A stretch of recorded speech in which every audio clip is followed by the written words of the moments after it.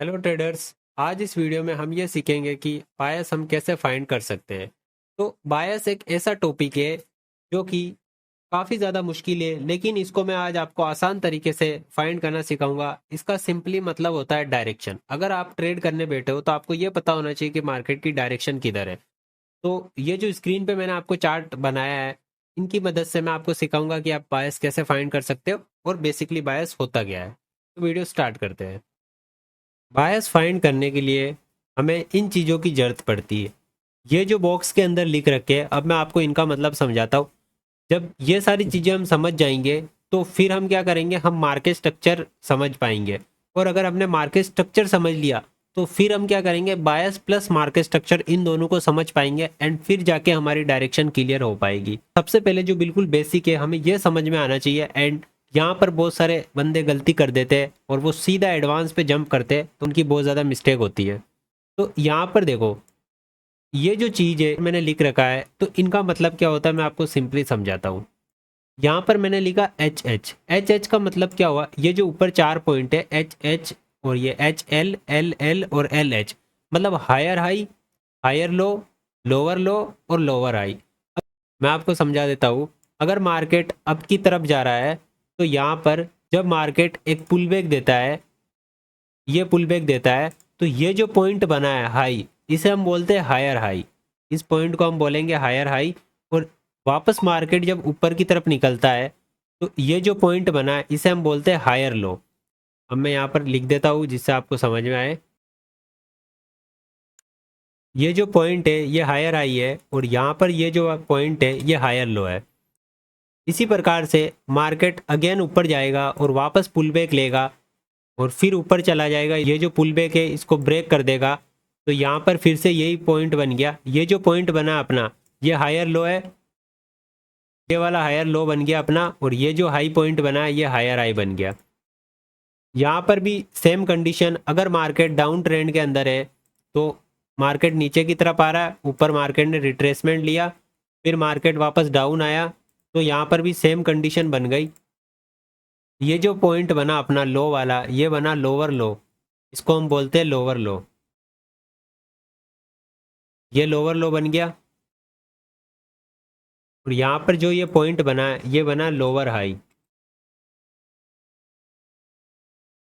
Again market ने same condition form की, pull back लिया एंड डाउन। तो इस केस में भी यहाँ पर ये जो पॉइंट बना है अपने पास में, ये वाला लो जो बना है इसे अपन बोलते हैं लोअर लो। और ये वाला जो पॉइंट बना हाई वाला इसे बोलते हैं लोअर हाई। ये बिल्कुल बेसिक चीज़ है, सिंपल सी चीज़ है। अब इनकी क्यों ज़रूरत है बायस के अंदर, अभी मैं आपको समझाता हूँ। ये चार पॉइंट आपको क्लियर हो गया, हायर हाई हायर लो, ये हायर हाई हो गया, ये हायर लो हो गया। फिर यहाँ पर लोअर लो और ये लोअर हाई, ठीक है। अब यहाँ पर लिख रखा है बॉस। बॉस मतलब होता है break of structure. Higher high को मार्केट अगर तोड़ता है और इसके ऊपर कैंडल क्लोज करता है तो इस पॉइंट पे हमारा होता है ब्रेक ऑफ स्ट्रक्चर, जिसे अपन बोलते हैं बॉस। तो यहाँ पर अपना हो गया ब्रेक ऑफ स्ट्रक्चर। और अगेन इस पॉइंट को मार्केट ने तोड़ा, हायर हाई को तोड़ा, तो यहाँ पर अपना हो गया ब्रेक ऑफ स्ट्रक्चर। जब हायर हाई को मार्केट ने ब्रेक किया तो ये ब्रेक ऑफ स्ट्रक्चर बन गया और यहाँ पर भी ब्रेक ऑफ स्ट्रक्चर। इसी प्रकार से डाउन ट्रेंड में भी यही है, जब मार्केट ने लोअर लो को ब्रेक किया तो यहाँ पर ब्रेक ऑफ स्ट्रक्चर बन गया और यहाँ पर भी ब्रेक ऑफ स्ट्रक्चर बन गया। अब हमारा अगला पॉइंट आता है एमएसएस। एमएसएस क्या होता है, इसका मतलब होता है मार्केट स्ट्रक्चर शिफ्ट। और यहाँ पर एक पॉइंट है चोच, मतलब चेंज ऑफ करेक्टर। ये दोनों पॉइंट है ये एक ही है, चाहे आप मार्केट स्ट्रक्चर शिफ्ट बोलो चाहे चोच बोलो, दोनों एक है। मार्केट स्ट्रक्चर शिफ्ट जो है हम अलग अलग तरीके से देखते हैं, वो भी मैं आपको बताता हूँ। इस जगह मार्केट बुलिश था, तो मार्केट जब डाउन आता है, तो मैं एक बार इसको साइड में कर देता हूँ ताकि आप अच्छे से समझ पाओ। अब इस जगह जब मार्केट डाउन आता है वापस, तो हमारा जो मार्केट स्ट्रक्चर जो शिफ्ट पॉइंट है ये वाला है। लेकिन अब मार्केट इसके नीचे जाके क्लोज करेगा, तब जाके हमारा जो मार्केट स्ट्रक्चर है वो शिफ्ट होगा, यानी कि यहाँ पर बुलिश था तो ये सेल साइड में शिफ्ट होगा। लेकिन अब ये बहुत दूर है, तो जो मार्केट स्ट्रक्चर शिफ्ट है अगर इसके नीचे आके क्लोज करता है तब जाके हमारा डाउन ट्रेंड में मार्केट शिफ्ट होगा वापस।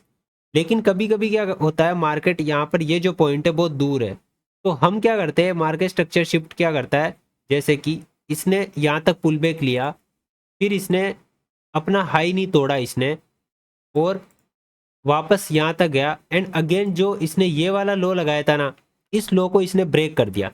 तो इस पॉइंट पे भी हमारा मार्केट स्ट्रक्चर शिफ्ट हो चुका है। ये वाला जो पॉइंट है मार्केट स्ट्रक्चर शिफ्ट का, ये भी हमारा वैलिड है। और अगर हम उसको ये हायर लो माने, ये भी हमारा वैलिड है। अब इन दोनों पॉइंट के अंदर डिफरेंस क्या है, सबसे बड़ी चीज आती कि एक तो मार्केट स्ट्रक्चर शिफ्ट हम इसको मान रहे हैं और एक मार्केट स्ट्रक्चर शिफ्ट हम इस हायर लो को ब्रेक होने पे मान रहे हैं। मैं दोनों का आपको कंपैरिजन बता देता हूँ। अभी ये बहुत इंपॉर्टेंट चीज़ है जो मैं आपको बता रहा हूँ। ये अभी आपको ऐसा लग रहा होगा क्या बता रहा है, लेकिन अभी देखना बायस में आपके कैसे मदद करेगी ये।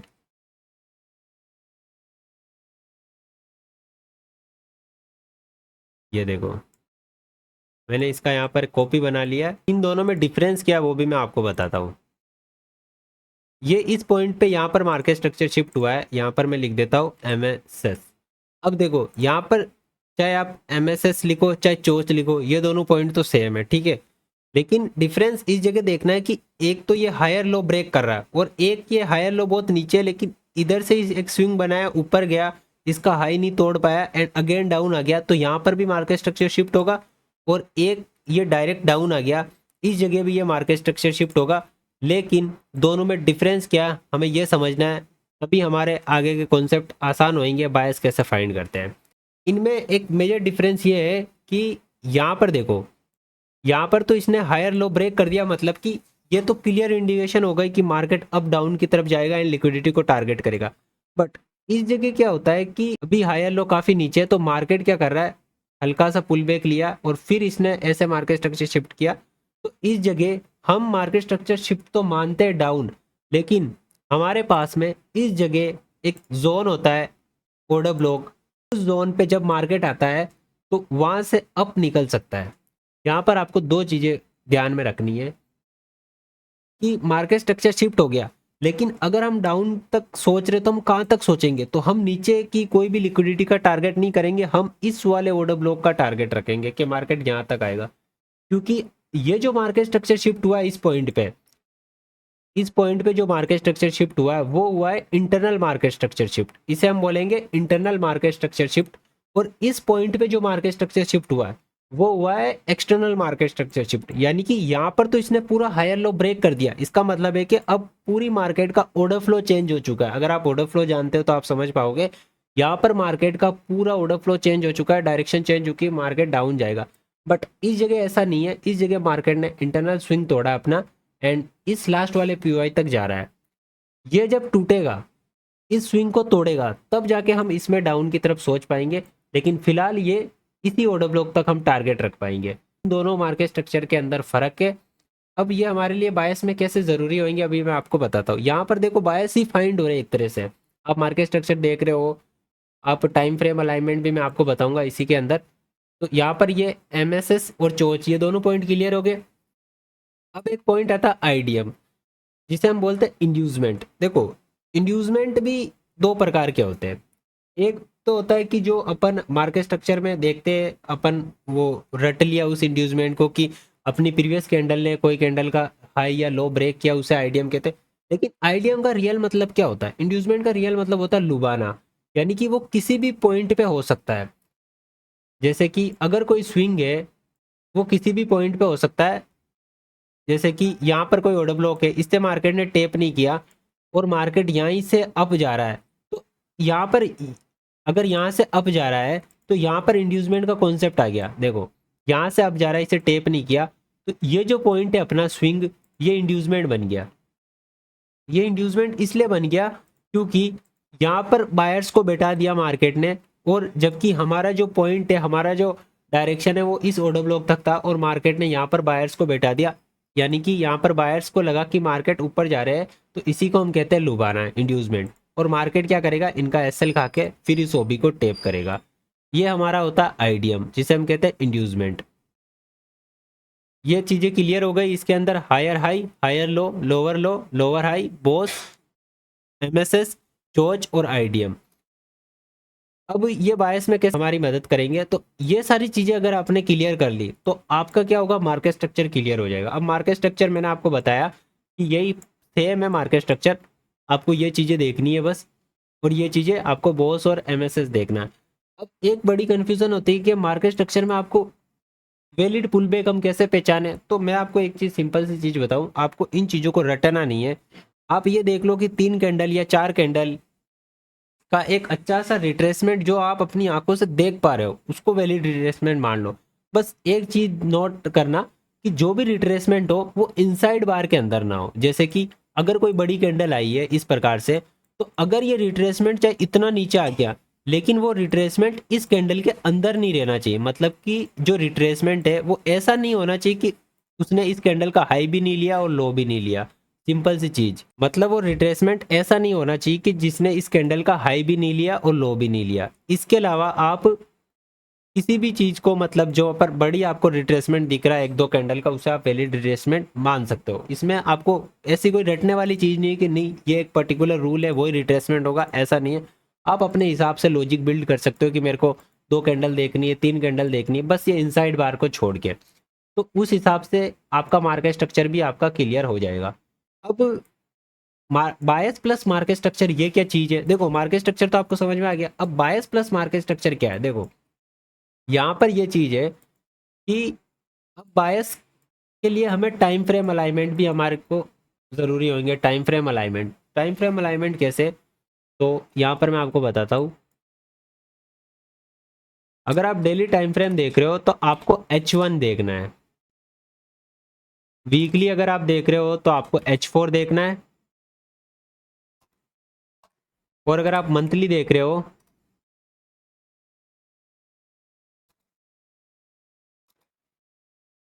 तो आपको डेली देखना है। ये आपका टाइम फ्रेम अलाइनमेंट है। अब H1 के अंदर अगर आपको और अंदर जाना है इसके अंदर, तो आप इसमें M5 यूज कर सकते हो। H4 के अंदर आपको और अंदर जाना है तो यहाँ पर आप M15 टाइम फ्रेम यूज कर सकते हो। और डेली के अंदर फिर से वही वाली चीज आ गई, आपका टाइम फ्रेम अलाइनमेंट H1। तो इस प्रकार से आपको टाइम फ्रेम अलाइनमेंट रखना है। इस चीज को आप एक बार नोट कर लो। ये आपका टाइम फ्रेम अलाइनमेंट होना चाहिए फॉरेक्स के अंदर, ठीक है। अब बायस प्लस मार्केट स्ट्रक्चर क्या है, यहाँ पर मैं आपको अब समझा देता हूँ ये सारी चीज़ों को। देखो ये सारी चीज़ें आपको समझ में आ गई। अब ये जो पॉइंट मैंने लिखा ना, ये काफ़ी इंपॉर्टेंट है, आपको बताता हूँ मैं। अभी हम क्या करते हैं, मंथली टाइम फ्रेम पे जाते हैं। अब आपको मंथली टाइम फ्रेम पे जाना है। देखो मंथली टाइम फ्रेम पे आप गए और मंथली टाइम फ्रेम पे आपने क्या देखा कि यहाँ पर बायस कैसे फाइंड होते हैं। मंथली जो कैंडल है वो डाउन आई, डाउन आके ऐसा कौन सा पॉइंट है जो मंथली कैंडल को रोक सकता है। तो आपने सिंपल देखा कि ये जो ऑर्डर ब्लॉक है, ये एफईजी हो गया, ये ऑर्डर ब्लॉक हो गया, ये ऑर्डर ब्लॉक इस मंथली कैंडल को रोक सकता है। आपने इसको मार्क कर लिया। जब आपने इसको मार्क कर लिया तो अब आपको क्या करना है, टाइम फ्रेम अलाइनमेंट। वो भी आपको ध्यान में रखना है कि मुझे ये जो टाइम फ्रेम अलाइनमेंट है ये आपकी डायरेक्शन फाइंड करने में मदद करेंगे। लेकिन यहाँ पर आपको रिफाइन करना है, मंथली से वीकली और फिर डेली में जाना है। इनका क्या यूज़ है मैं अभी बताऊंगा। अब आपको वीकली टाइम फ्रेम पे भी जाके एक बार पीओआई चेक करने है कि यहाँ पर कुछ ऑर्डर ब्लॉक है क्या। तो आपने वीकली टाइम फ्रेम पे आप गए और आपने देखा कि यहाँ पर वीकली का ये ऑर्डर ब्लॉक है, तो आपको क्या करना है, इस ऑर्डर ब्लॉक को मार्क कर देना है। वीकली टाइम फ्रेम में भी मार्क हो गया छोटा सा जोन। अब फिर आपको डेली टाइम फ्रेम में जाना है। और डेली टाइम फ्रेम में जाने के बाद में आपको ये देखना है कि डेली में कोई ऑर्डर ब्लॉक है क्या। तो डेली में भी आप देखोगे तो यहाँ पर आपको ऑर्डर ब्लॉक दिख जाएगा ये वाला। तो आपको डेली टाइम फ्रेम के हिसाब से आपको इसको भी मार्क कर लेना है। ये डेली टाइम फ्रेम के हिसाब से ये वाला जोन भी अपना मार्क हो चुका है। और मार्केट आप देखोगे आपको वीक दिख नहीं रही होगी, मैं सारे इन जोन को हटा देता हूँ, सिर्फ डेली को ही रखता हूँ। ये डेली टाइम फ्रेम पे यहाँ पर वीक आई हुई है। मार्केट ने इसी डेली ओबी को टेप करके रिजेक्शन लिया है। तो बायस कैसे निकालेंगे, डायरेक्शन कैसे पता करेंगे? एक चीज आपको ध्यान में रखनी, वापस आप मंथली में गए, आपने मंथली टाइम फ्रेम पे देखा कि मंथली कैंडल ने ऑर्डर ब्लॉक टेप करके ऊपर की तरफ रिजेक्शन लिया है, ठीक है। अब जब ऊपर की तरफ रिजेक्शन लिया है तो मंथली के हिसाब से आपकी डायरेक्शन किधर होनी चाहिए? मंथली के हिसाब से कम इसका हाई, कम से कम आप इसका हाई मान सकते हो कि कम से कम मार्केट इस हाई तक तो जाएगा। ये वाला हाई हो गया।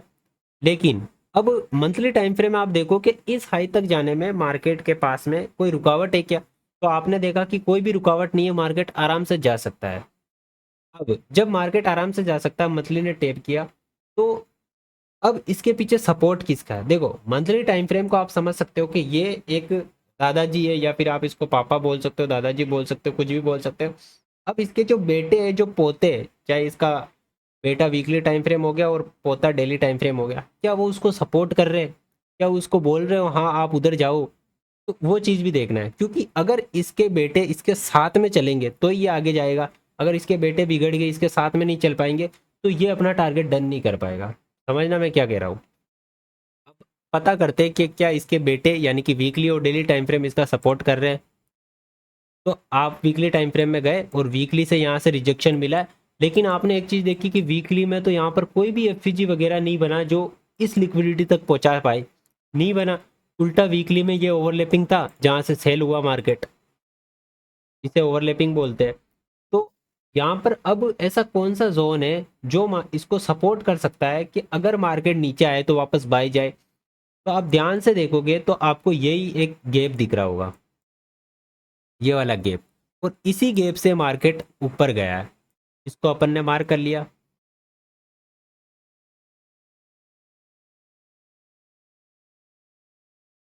इसी गैप से मार्केट ऊपर गया।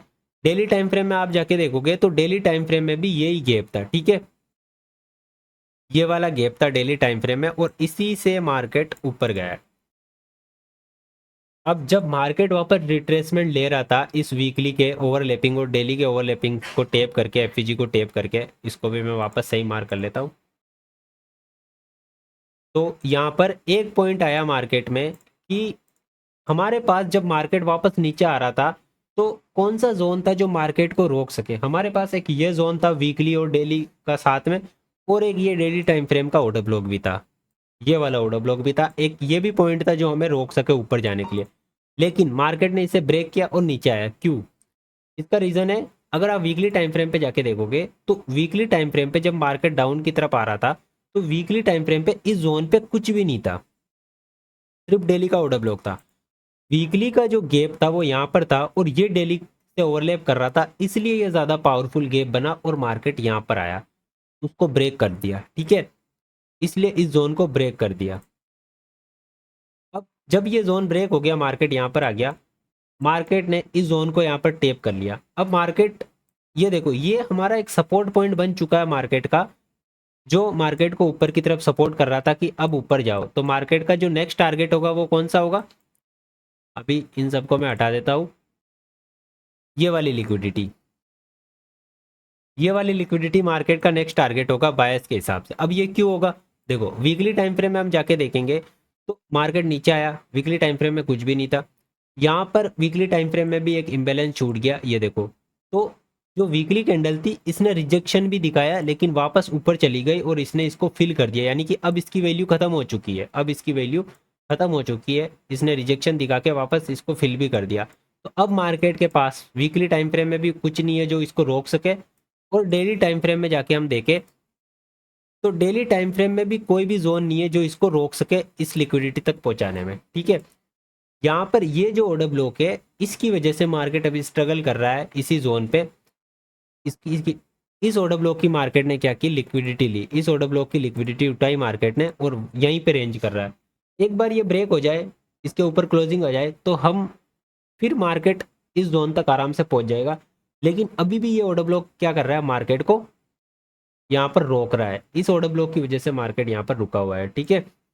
ये टूटता है तो मार्केट का नेक्स्ट टारगेट ये होगा, क्योंकि ये जो डायरेक्शन है ये हम मंथली के हिसाब से हम आए और हम ये देख रहे हैं क्या छोटे टाइम फ्रेम उस जोन को सपोर्ट कर रहे हैं।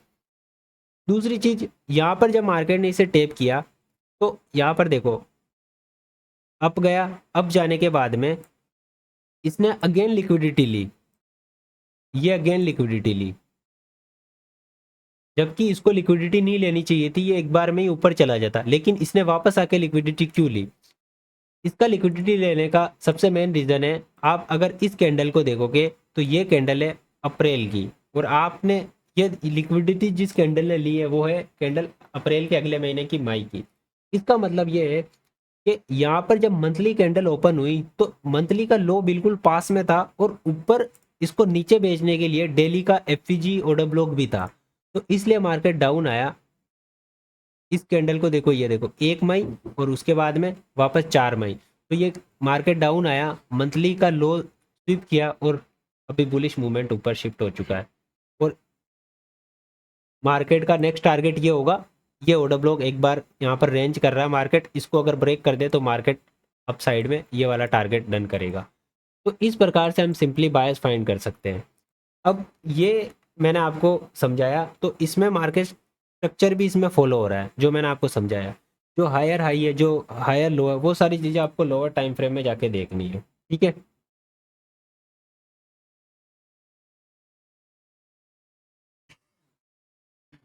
अब आप 4 आवर में जाके देखोगे तो 4 आवर में भी आपको ऐसी चीज़ें मिलेगी कि 4 आवर में यहाँ से यहाँ तक मार्केट बुलिश था। बुलिश होने के बाद में मार्केट ने मार्केट स्ट्रक्चर शिफ्ट मारा यहाँ पर, ये इसका इसने हाई स्वीप किया, मार्केट स्ट्रक्चर शिफ्ट मारा, डाउन हो गया, एंड अगेन मार्केट ने अब वापस बुलिश मार्केट स्ट्रक्चर शिफ्ट मारा। 4 आवर के हिसाब से आप देखो तो ये मार्केट स्ट्रक्चर शिफ्ट हो चुका है बुलिश।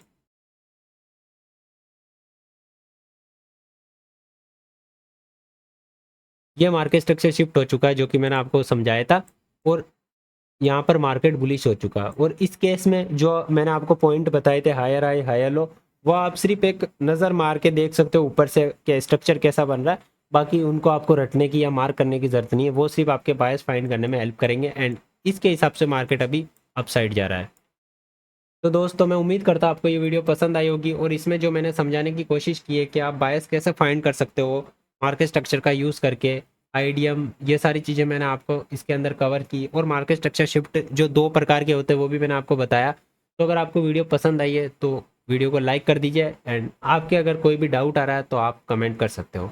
मिलते हैं नेक्स्ट वीडियो में। अगर आपने चैनल को सब्सक्राइब नहीं किया है तो दोस्तों चैनल को सब्सक्राइब जरूर कर लीजिए।